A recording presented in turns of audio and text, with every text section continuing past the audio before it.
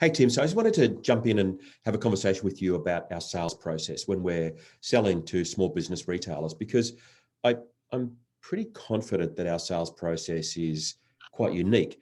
We are not out there kind of pushing our software on people.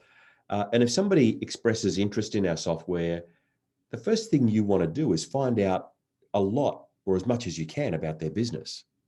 Yeah, absolutely. Like the first step is a bit of research. We'll, normally check their website, Facebook presence, but also have You mean you stalk them? look.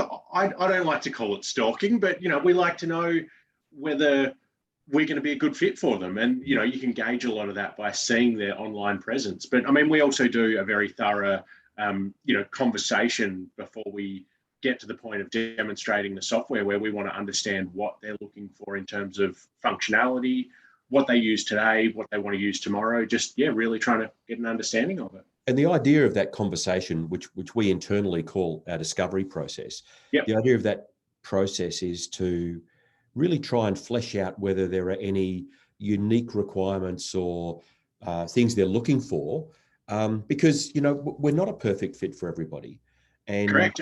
we want to try and make sure that we know as much as possible so that there are no surprises. Exactly, and it's really enlightening to say, hey, look, I don't think we're going to be the right fit for you if some of those things do pop up. And a lot of customers will turn around if we say, look, I'm sorry, we can't do that.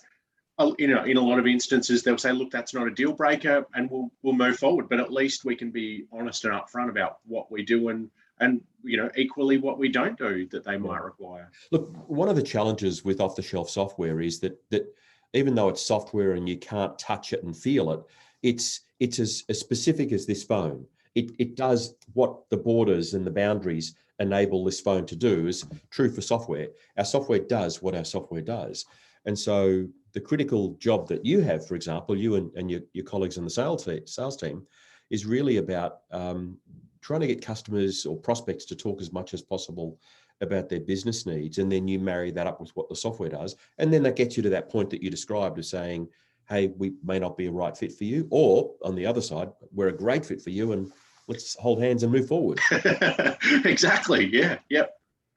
And so when you're going through that process, because I know this has happened, sometimes somebody will come to you and say, hey, I've got this need, and we don't cover that need.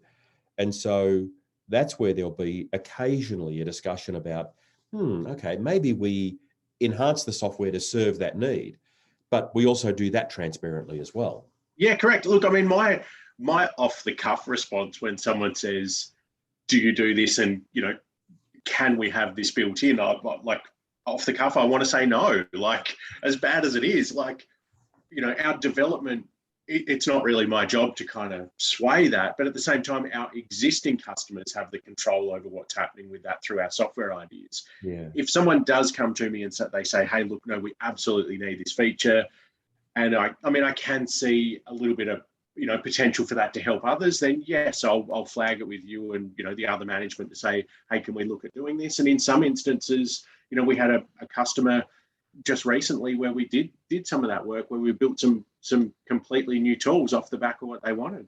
Yeah, and in that particular case, we took their idea and we satisfied that, but at the same time, we did our research to see what else we could do to add value to that. And we came up with an even broader solution that's helped us in some other marketplaces. Yeah, I'm really looking forward to seeing that. Yeah.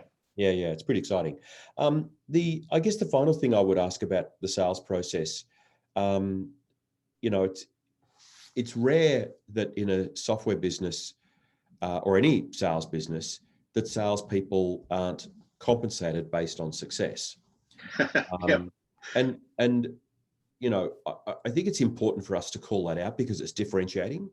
Yeah. So, I'm a very skeptical purchaser because I know that whoever I'm talking to, they're going to get some sort of cut from me if I make the decision to go with them.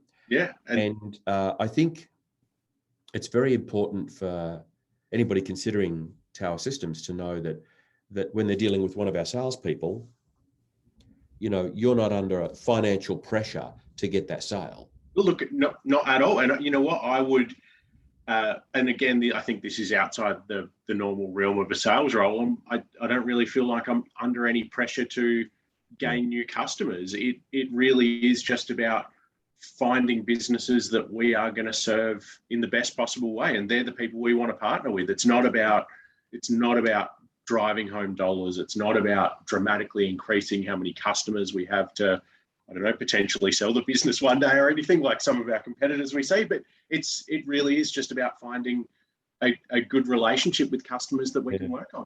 I mean, I've been here for decades. I started the business a long time ago. You've been with the company for a long, long time.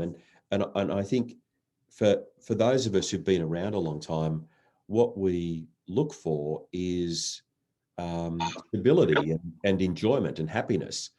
And that, I think all of that's pretty critical in terms of how we run our businesses. Yeah. Look, I think we're looking for those customers that will call us in 3 months and say, thanks, this was the right move for my business. Yeah. All right. Look, thanks for jumping in, and hopefully people who are considering us find that this conversation, along with other conversations we have online, are useful in their consideration. Yep, no worries. Thanks.